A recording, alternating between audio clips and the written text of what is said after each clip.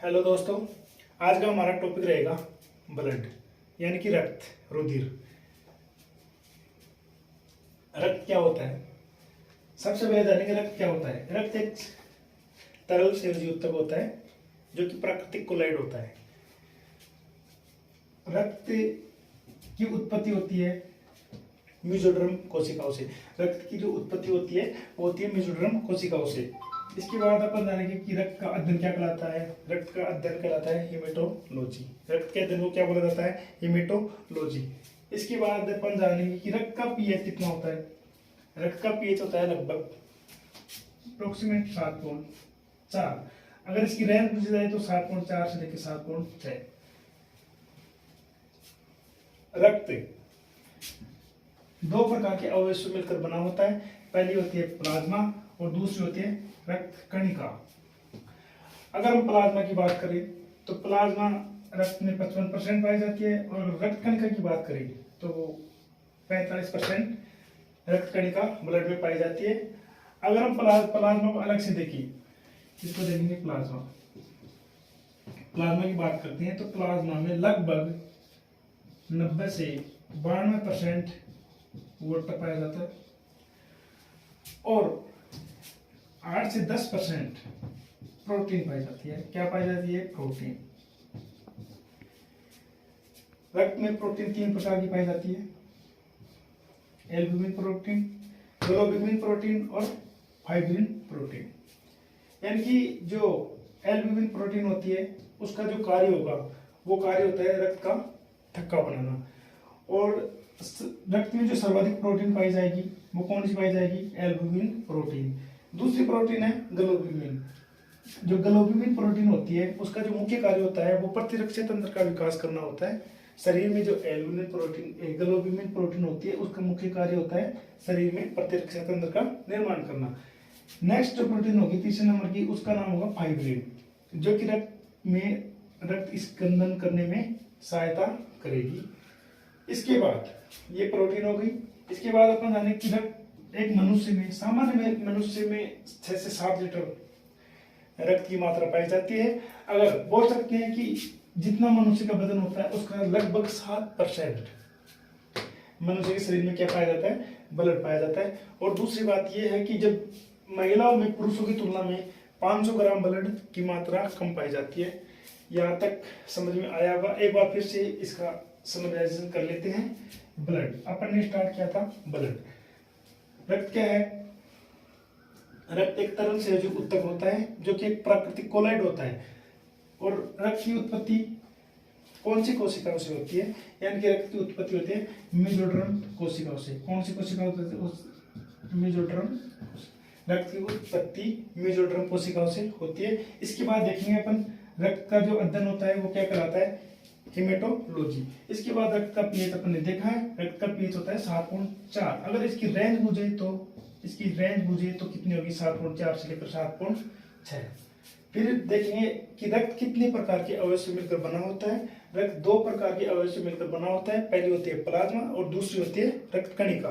Blood में जो plasma होती है उसकी मात्रा लगभग 55% होती है और जो रक्त कणिका होती है उसकी मात्रा लगभग 45% होती है। फिर देखेंगे प्लाज्मा को अलग से देखेंगे। प्लाज्मा को अगर प्लाज्मा की बात करें तो ब्लड में 45% पाई जाती है। अगर इसमें प्लाज्मा को अलग से देखेंगे तो इसमें 90 से 92% वाटर की मात्रा पाई जाएगी और जो 8 से 10% रहेगी वो प्रोटीन की मात्रा पाई जाती है। और प्रोटीन रक्त में 3 प्रकार की होती है। पहली होती है एल्बुमिन प्रोटीन, दूसरी होती है ग्लोब्यूलिन प्रोटीन और तीसरी होती है फाइब्रिन प्रोटीन। जो एल्बुमिन प्रोटीन होती है वो शरीर में सर्वाधिक मात्रा में पाई जाती है और इसका जो मुख्य कार्य होगा वो कार्य होगा रक्त का थक्का बनाना। और दूसरी प्रोटीन होती है ग्लोब्यूलिन, और ग्लोब्यूलिन क्या करती है? शरीर में प्रतिरक्षा तंत्र का विकास करती है। और तीसरी जो प्रोटीन होती है वो होती है फाइब्रिन, और फाइब्रिन का जो मुख्य कार्य होता है वो होता है रक्त स्कंदन में सहायता करना।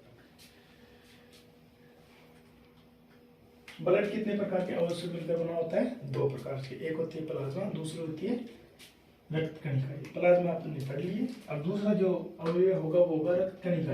रक्त कणिका कितने प्रकार के यौगिकों से मिलकर बनी होती है? यानी कि बोल सकते हैं आरबीसी, डब्ल्यूबीसी और जो प्लेटलेट्स होती है, इन तीनों को एक साथ देखा जाए तो किनका निर्माण होगा? रक्त कणिका होगा। सबसे पहले देखेंगे आरबीसी, यानी कि आरबीसी फुल फॉर्म क्या होगी? Red blood corpus. कॉर्पस का मतलब यानी कि लाल रक्त कणिकाएं। आरबीसी की फुल फॉर्म होती है लाल रक्त कणिकाएं। आरबीसी का जो दूसरा नाम होता है वो होता है इरिथ्रोसाइट। बहुत बार एग्जाम में पूछा जाता है कि आरबीसी का जो अन्य नाम होता है वो क्या होता है? इरिथ्रोसाइट। अब आगे जो जानेंगे वो जानेंगे कि जो आरबीसी का जीवन काल होता है, आरबीसी का जीवन काल, आरबीसी का जीवन काल कितना होता है? लगभग 120। कितना होता है आरबीसी का जो जीवन काल होगा वो कितना होता है? 120 दिन। आरबीसी का जो आकार होगा, point number 1। Point number 2, RBC का जो आकार होगा वो कैसा होगा? गोलाकार। कैसा होगा? गोलाकार। आरबीसी का आकार होगा वो कैसा होगा? गोलाकार होगा। पॉइंट नंबर 3, आरबीसी में क्या नहीं होता? आरबीसी में केंद्रक नहीं पाया जाता। आरबीसी में क्या नहीं पाया जाता? केंद्रक नहीं पाया जाता। और किन किन जीवों में केंद्रक नहीं पाया जाता? जैसे कि प्रोकैरियोट्स कोशिकाओं में केंद्रक नहीं पाया जाता। ऊंट और लांबा जो जानवर होता है, पशु होता है, उसमें भी केंद्रक नहीं पाया जाता। आपको ये चीजें पता होनी चाहिए, नहीं है तो आज जान लो कि ऊंट और लांबा की कोशिका में आरबीसी नहीं पाई जाती। इसके बाद देखेंगे कि आरबीसी में और क्या होगा। पॉइंट नंबर 4, इसमें पाया जाएगा हीमोग्लोबिन। इसमें क्या पाया जाएगा? हीमोग्लोबिन। और हीमोग्लोबिन एक तो बनेगा हीम से मिलकर और एक बनेगा ग्लोबिन से। हीमोग्लोबिन एक तो हीम से मिलकर बना होगा और एक होगा ग्लोबिन से। हीम की मात्रा इसमें जो होगी वो कितनी परसेंट होगी? लगभग 95%। और बाकी बची 5% वो किसकी मात्रा रहेगी? ग्लोबिन की। यहाँ तक समझ में आया होगा। अब आगे जानते हैं कि सबसे बड़ी आरबीसी, सबसे बड़ी आरबीसी किसमें पाई जाएगी? आरबीसी सबसे बड़ी पाई जाएगी मेंढक में। किसमें पाई जाएगी? मेंढक में। आरबीसी की जो सबसे छोटी साइज होगी, यानी कि सबसे छोटी साइज किसमें होगी? कस्तूरी मृग में होगी। किसमें होगी? कस्तूरी मृग में।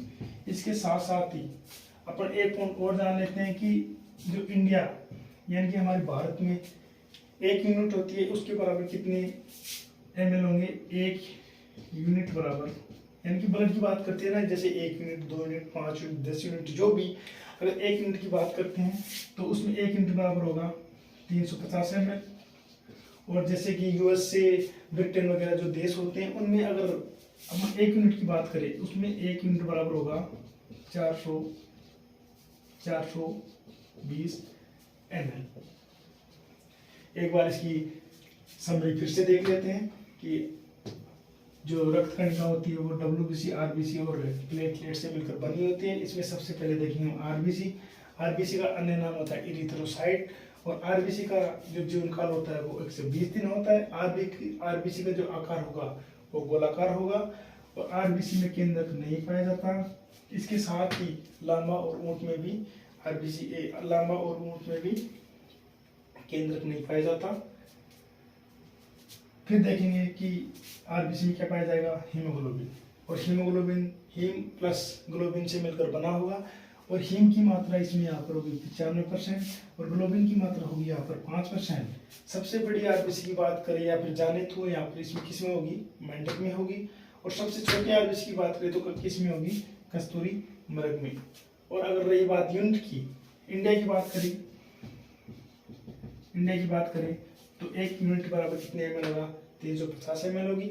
और अगर यूएसए या फिर ब्रिटेन जैसे देशों की बात करें तो 1 यूनिट बराबर 420 ml। आरबीसी का कब्रिस्तान किसको कहा जाएगा? आरबीसी का जो कब्रिस्तान कहा जाएगा वो कहा जाएगा पलिया को। किसको कहा जाएगा? पलिया को। क्यों? क्योंकि आरबीसी कहाँ पर जाकर नष्ट होती है? पलिया में। इसलिए आरबीसी का कब्रिस्तान किसको बोला जाएगा? पलिया। आरबीसी की आगे जो पॉइंट देखेंगे वो देखेंगे कि आरबीसी में हीमोग्लोबिन पाया जाता है। और हीमोग्लोबिन में क्या पाया जाएगा? आयरन धातु। यानी कि आरबीसी में हीमोग्लोबिन पाया जाएगा और हीमोग्लोबिन में Fe2+ आयरन पाया जाएगा। और रक्त का लाल रंग जो होता है वो होता है हीमोग्लोबिन के कारण। और अगर हीमोग्लोबिन में पूछा जाए ना तो किसकी वजह से होगा? आयरन की वजह से रक्त का लाल रंग होता है। नेक्स्ट पॉइंट देखना, आरबीसी की जो निर्माण की शुरुआत होती है, आरबीसी निर्माण की शुरुआत कहाँ से होती है?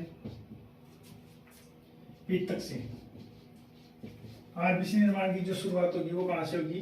पित्तक से होगी। और अगर भ्रूणीय अवस्था की बात करें, भ्रूणीय अवस्था की बात करते हैं तो जो आरबीसी का निर्माण होगा वो कहाँ होगा? यकृत में होगा। कहाँ पर होगा? यकृत में होगा। अगर वयस्क की बात करें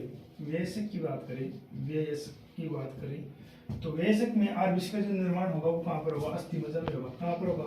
अस्थिमज्जा में। तो यहाँ से देखो आरबीसी निर्माण की जो प्रक्रिया, आरबीसी निर्माण की जो शुरुआत होती है वो कहाँ से होगी? पित्तक से होगी। और अगर भ्रूणीय अवस्था में आरबीसी निर्माण की बात करें तो यकृत में होगी। अगर वयस्क में आरबीसी निर्माण की बात पूछे तो कहाँ पर होगी? अस्थिमज्जा में होगी। इसके बाद जो पॉइंट होगा वो एक पॉइंट यहाँ पर आप और नोट कर सकते हैं कि जो हीमोग्लोबिन होता है वो किसका परिवहन करता है? O2 का। मतलब ऑक्सीजन का परिवहन किसके द्वारा किया जाता है हमारे शरीर में?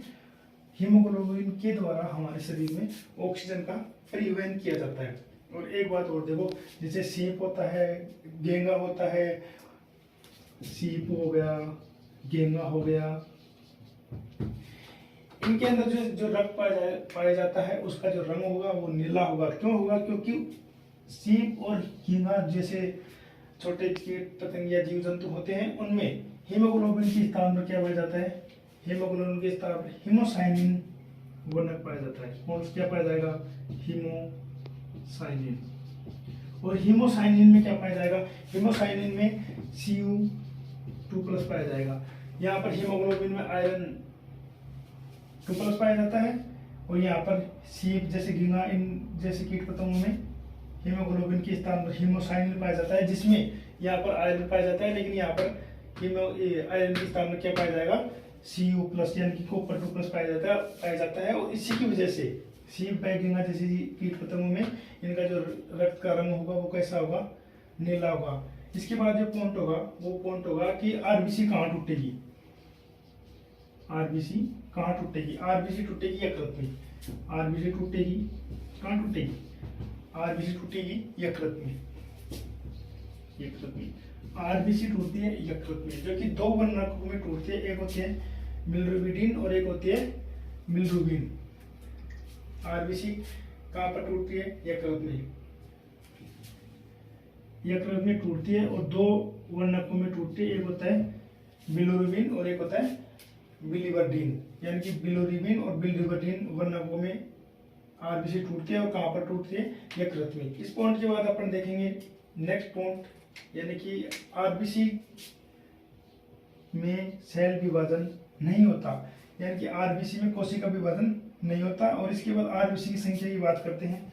जैसे आरबीसी की संख्या बात करते हैं। अगर मेल में अगर कोशिका विभाजन नहीं होगा तो इनकी संख्या होगी, और संख्या होगी तो मेल में कितनी होगी? ये मेल हो गया, ये फीमेल हो गया। अगर मेल की बात करते हैं तो 50 से 55 लाख पर घन कितनी आरबीसी की जो संख्या की बात करेंगे तो 50 से 55 लाख घन फीमेल में पाई जाएगी। और अगर मेल में पाई जाएगी। और अगर फीमेल की बात करते हैं तो 45 से 50 लाख पर घन आरबीसी की संख्या किस में पाई जाएगी? फीमेल्स में पाई जाएगी। इन्हीं के साथ अगर गर्भवती महिला की बात करते हैं, अगर गर्भवती महिला की बात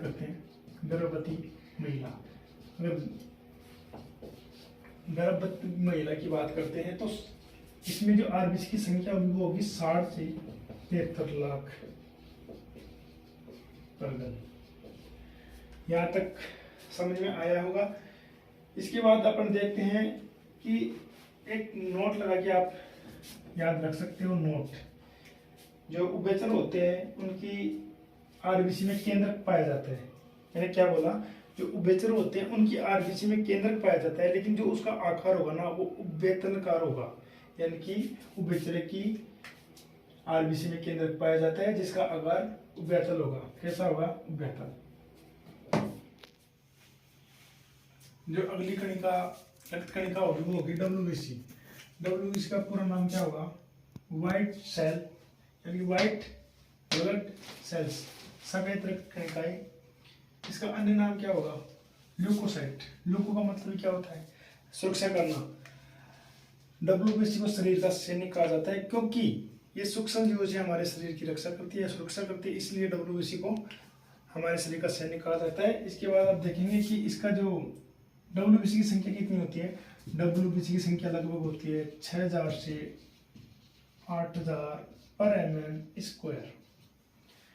WBC में नेक्स्ट पॉइंट, WBC में केंद्रक पाया जाता है। WBC में केंद्रक पाया जाता है। WBC में कोशिका विभाजन नहीं पाया जाता। WBC में सेल डिवीजन,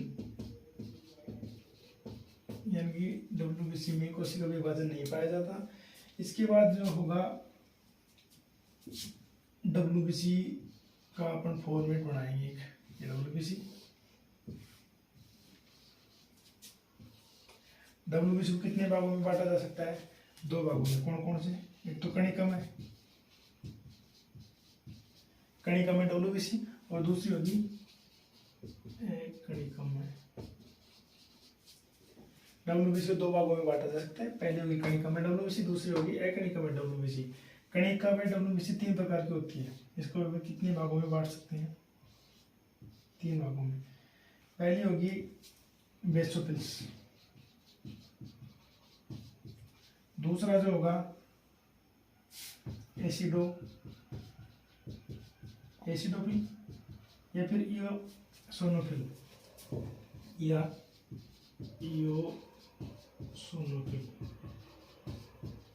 तीसरी होगी न्यूट्रोफिल्स। WBC को 2 भागों में बांट सकते हैं, कणिका में और कणिका में को भी कितने भागों में बांटा जा सकता है? 3 भागों में, बेसोफिल्स, एसिडोफिल्स या फिर इओसोनोफिल्स, और तीसरा होगा न्यूट्रोफिल्स। इसकी जो उपस्थिति की जो मात्रा होगी, यानी कि कितने परसेंट तक हो सकती है? 0.1 से लेकर 0.1% तक इसकी मात्रा होगी। बेसोफिल्स की हमारे शरीर में कितने परसेंट तक पाई जाएगी? 0.1 से लेकर 1% तक होगी। अगर बात करें इसकी, तो इसमें 1 से लेकर 4% तक हमारे शरीर में पाई जाएगी, और बात करें इसकी तो 60 से लेकर 65% तक की मात्रा हमारे शरीर में पाई जाएगी। अगर बेसोफिल्स की जो जीवित होने की कितने दिन तक बेसोफिल्स जीवित रहती है, इसकी बात करें तो बेसोफिल्स जीवित रहती है। बेसोफिल्स की बात करें तो ये 7 से 8 दिन तक जीवित रहती है। अगर इओसोनोफिल की बात करें तो ये 2 से 5 दिन तक जीवित रहती है। अगर बात करें न्यूट्रोफिल्स की तो ये 14 दिन तक जीवित रहती है। लगभग कितने दिन तक जीवित रहती है? 14 दिन तक। अब अपन आगे देखते हैं इनके कार्य, यानी कि बेसोफिल्स क्या कार्य करेगा, एसिडोफिल्स क्या कार्य करेगा, न्यूट्रोफिल्स क्या कार्य करेगा। अगर बेसोफिल्स की बात करें, बेसोफिल्स को देखिए तो सबसे कम मात्रा में कौन सी WBC पाई जाएगी? बेसोफिल्स। कौन सी पाई जाएगी? बेसोफिल्स। इनमें से देखेंगे तो सबसे कम मात्रा में पाई जाएगी बेसोफिल्स। और दूसरी बात यह है कि जब एलर्जी होती है, एलर्जी में किसकी संख्या बढ़ती है? बेसोफिल्स की। एलर्जी होती है हमारे शरीर में, जो एलर्जी होती है, बात करते हैं एलर्जी की, तो एलर्जी होती है एक तो ब्लड में, और एक होती है टिश्यू यानी ऊतक में। अगर ब्लड में एलर्जी की बात होती है तो किसकी संख्या बढ़ेगी? बेसोफिल्स की संख्या बढ़ेगी। किसकी संख्या बढ़ेगी? बेसोफिल्स की संख्या बढ़ेगी। अगर बात करें ऊतकों में अगर एलर्जी होगी तो किसकी संख्या बढ़ेगी? मास्ट कोशिकाओं की संख्या। किसकी संख्या बढ़ेगी?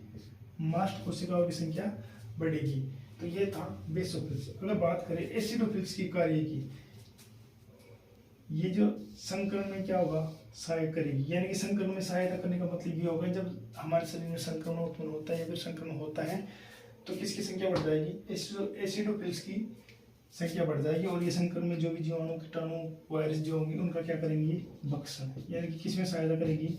भक्षण में। सीधी सी बात अगर जाने या फिर देखें तो जो एसिडोफिल्स होगी वो भक्षण में क्या करेगी? सहायता करेगी। इसके बाद नेक्स्ट होगा न्यूट्रोफिल्स। न्यूट्रोफिल्स यानी फ्री।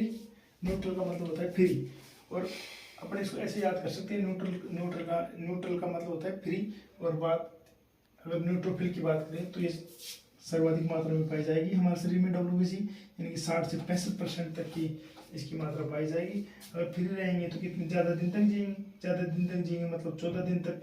इनकी बजाय ये इनकी ज़्यादा दिन तक कौन जीता है, न्यूट्रोफिल्स, यानी कि 14 दिन तक जो इनकी जीवन काल या जीवन अवधि होगी वो 14 दिन होगी। और फिर बात करें इसकी कणिका में डब्ल्यूबीसी की, कणिका में डब्ल्यूबीसी की दो भागों में बांट सकते हैं। एक तो भाग लिम्फोसाइट और दूसरे होगी मोनोसाइट। कणिका में डब्ल्यूबीसी बात करें तो इनको इसको हम दो भागों में बांट सकते हैं। दूसरा होगा, पहला होगा लिम्फोसाइट और दूसरा होगा मोनोसाइट। अगर लिम्फोसाइट को भी अपन दो भागों में बांट सकते हैं। पहला होगा टी लिम्फोसाइट और दूसरा होगा बी लिम्फोसाइट।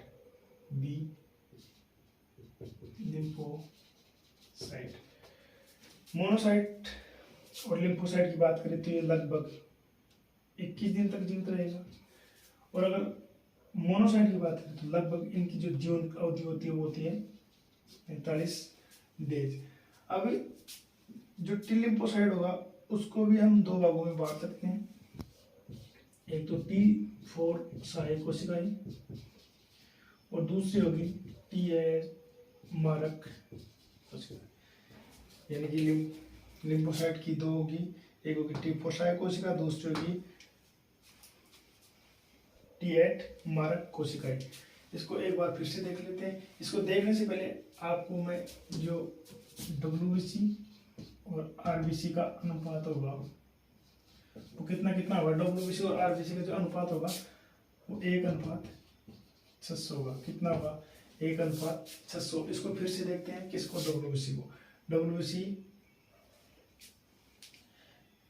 WBC का अन्य नाम होगा ल्यूकोसाइट्स और WBC की संख्या होगी 6 से 8,000 पर mm। WBC में केंद्रक पाया जाता है। WBC में जो कोशिका विभाजन होगा वो नहीं होगा। और तीसरी बात, इसके बाद अपन ने देखा कि जो WBC होती है वो कितने प्रकार की होगी, दो प्रकार की, कणिका में, एकणिका में। अगर कणिका में की बात करें तो बेसोफिल्स, एसिडोफिल्स और इसका अन्य नाम इओसिनोफिल्स भी होगा, इसका नाम होगा न्यूट्रोफिल्स। अगर इनमें भी देखें बेसोफिल्स की बात करें तो बेसोफिल्स लगभग इसकी मात्रा होगी 0.1% से लेकर 1% तक और इनकी जो जीवन अवधि होगी वो होगी 60 से 8 दिन तक। अगर इसके बेसोफिल्स के कार्य देखें तो ये एलर्जी में सहायता करते हैं, यानी कि जब एलर्जी हमारे शरीर में एलर्जी उत्पन्न होगी तो बेसोफिल की संख्या बढ़ जाएगी। यानी अगर ब्लड में एलर्जी होगी तो बेसोफिल्स की संख्या बढ़ेगी। अगर ऊतकों में या फिर टिश्यूज में अगर एलर्जी होगी तो मास्ट कोशिकाओं की संख्या बढ़ जाएगी। इसके बाद अपन ने देखा एसिडोफिल्स, इसकी जो मात्रा होगी हमारे शरीर में 1 से 4% तक होगी। इसकी जो जीवन अवधि होगी 2 से 5 दिन तक होगा और इसका जो मुख्य कार्य होगा वो क्या होगा, भक्षण करना, संक्रमण से लड़ने में जो सहायता करेगा वो कौन करेगा, एसिडोफिल्स या फिर इओसिनोफिल्स। आगे देखिए न्यूट्रोफिल्स की संख्या होगी सर्वाधिक, सबसे कम होगी बेसोफिल्स की, सबसे ज्यादा होगी न्यूट्रोफिल्स की। अगर न्यूट्रोफिल्स की जो मात्रा की बात करें 60 से 65 हमारे शरीर में पाई जाती है और इनकी जो जीवन अवधि होती है वो होती है 14 दिन तक। और फिर आगे देखते हैं अपन एकणिका में WBC होगी दो प्रकार की, पहली होगी लिम्फोसाइट, दूसरी होगी मोनोसाइट। लिम्फोसाइट की जीवन अवधि होगी 21 दिन तक और मोनोसाइट की जीवन अवधि होगी 45 दिन तक।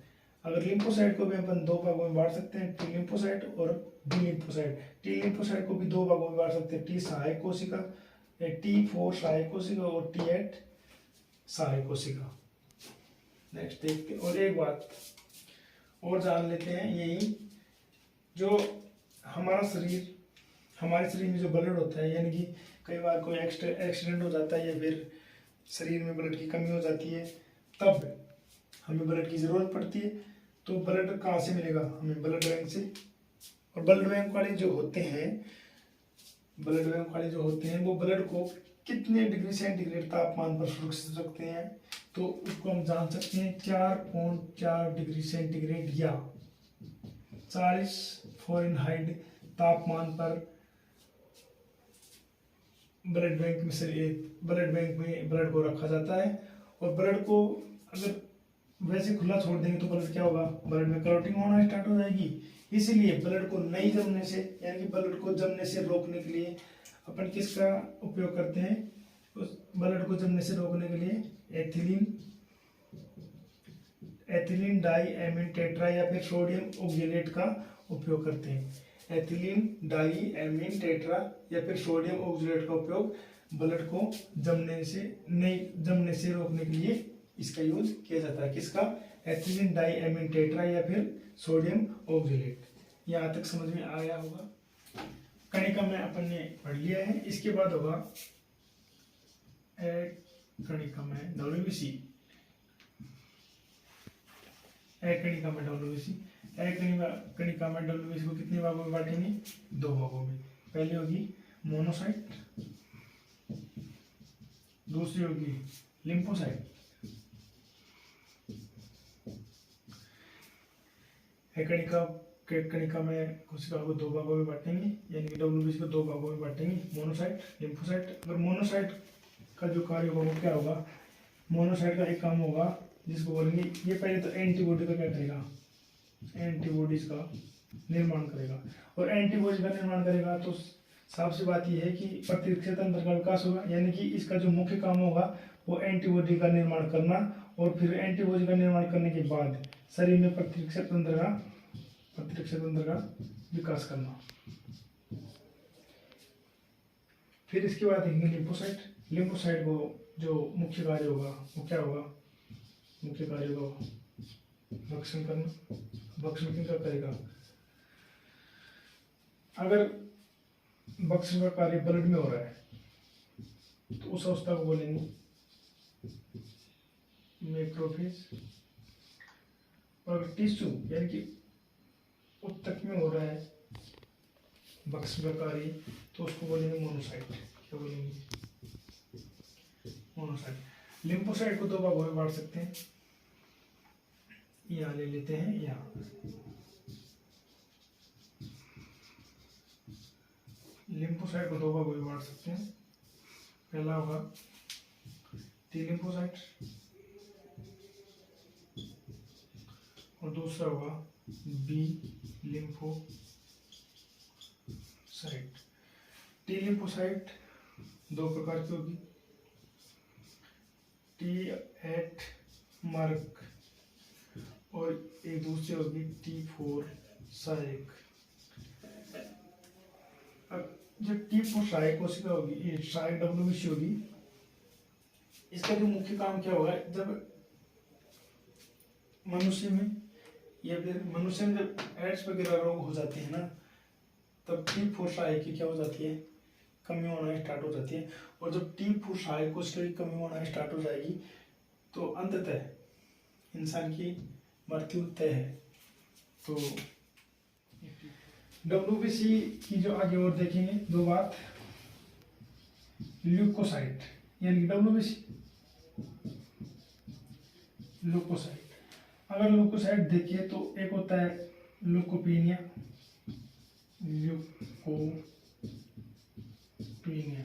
एक होता है ल्यूकोसाइटोसिस।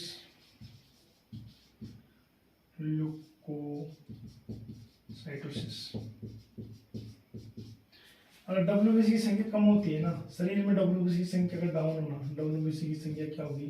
कम। तो कौन सी रोग होगा? ल्यूकोपीनिया। अगर WBC की संख्या शरीर में बढ़ रही है, WBC की संख्या शरीर में बढ़ रही है तो कौन सा रोग होगा? ल्यूकोसाइटोसिस। वेरी इंपॉर्टेंट बात, अगर WBC की संख्या हमारे शरीर में हजारों की संख्या में बढ़ती है तो एलर्जी के संकेत होते हैं। अगर WBC की संख्या लाखों में बढ़ती है तो ल्यूकोमिया यानी कि ब्लड कैंसर की शिकायत होगी। इधर देखो, अगर WBC हमारे शरीर में हजारों की संख्या में बढ़ती है तो एलर्जी के संकेत होते हैं, लेकिन WBC की संख्या लाखों में बढ़ जाती है ना तो उसमें ब्लड कैंसर की संभावना बढ़ जाती है। नेक्स्ट जो रक्त कणिका होगी वो होगी हमारी प्लेटलेट्स। प्लेटलेट्स को अपन बोल सकते हैं थ्रोम्बिन, बिंबाणु। प्लेटलेट्स बोल सकते हैं, थ्रोम्बिन बोल सकते हैं, बिंबाणु बोल सकते हैं और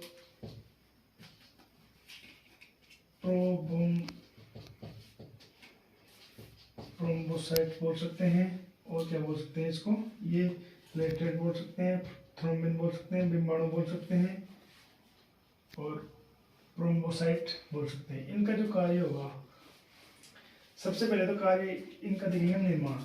इनका जो निर्माण होगा प्लेटलेट का, वो कहाँ होगा, अस्थि मज्जा में होगा। कहाँ पर होगा, अस्थि मज्जा में। अस्थि मज्जा में होगा, यकृत में भी होगा सबसे पहले।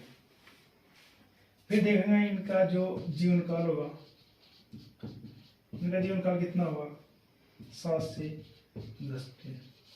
इनका जो जीवन काल होगा वो कितना होगा, 7 से 10 दिन होगा। फिर देखेंगे नेक्स्ट जो होगा, इनके देखेंगे हम कार्य। प्लेटलेट्स का जो कार्य होगा वो कितना होगा, तो प्लेटलेट्स का जो कार्य होगा वो क्या होगा, रक्त का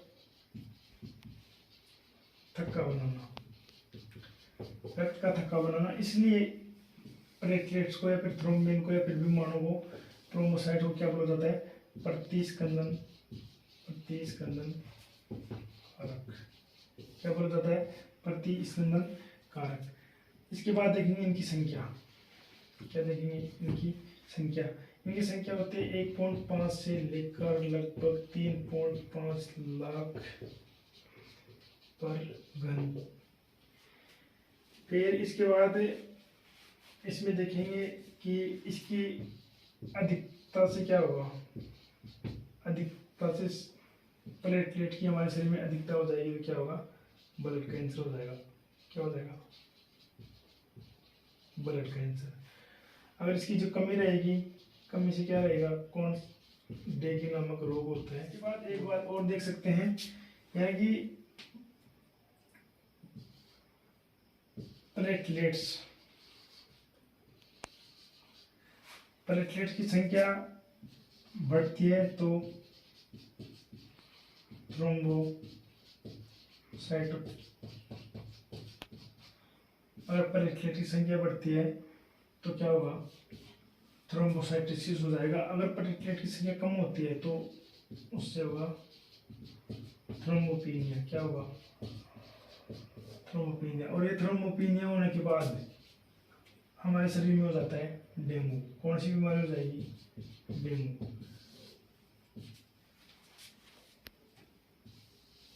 हमारे शरीर में प्लेटलेट की संख्या बढ़ने से एक होगा थ्रोम्बोसाइटोसिस। अगर प्लेटलेट की संख्या बढ़ रही है तो उसको बोलेंगे थ्रोम्बोसाइटोसिस, और अगर प्लेटलेट की संख्या कम हो रही है तो उसको बोलेंगे थ्रोम्बोपिनिया। अगर प्लेटलेट की संख्या कम हो रही है, ये थ्रोम्बोपिनिया हो गया, इनकी थ्रोम्बोपिनिया की अवस्था आ गई, तो हमारे शरीर में कौन सा रोग होगा, डेंगू।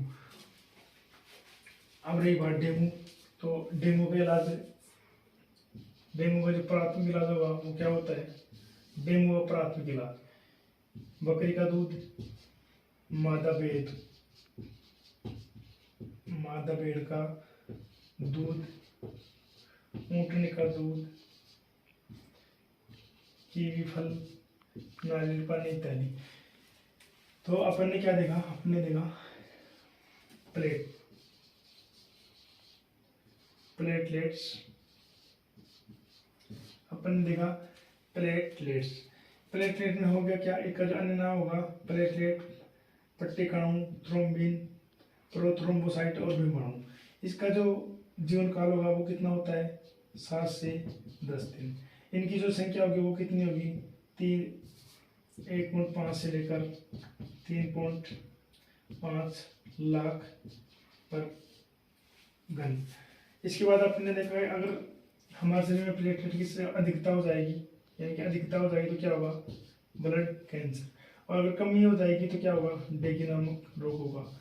एक अवस्था होती है, अगर प्लेटलेट की संख्या बढ़ रही है हमारे शरीर में, प्लेटलेट की संख्या बढ़ रही है तो उस अवस्था को बोलेंगे थ्रोम्बोसाइटोसिस, या क्या बोलेंगे, थ्रोम्बोसाइटोसिस। अगर हमारे शरीर में प्लेटलेट की संख्या कम हो रही है तो उस अवस्था को बोलेंगे थ्रोम्बोपिनिया। अगर थ्रोम्बोपिनिया की अवस्था मनुष्य के शरीर में आती है तो कौन सा रोग होगा, डेंगू। और जिसका प्राथमिक उपचार क्या होगा, बकरी का दूध, मादा भेड़ का दूध, ऊँटनी का दूध और कीवी फल, नारियल पानी इत्यादि।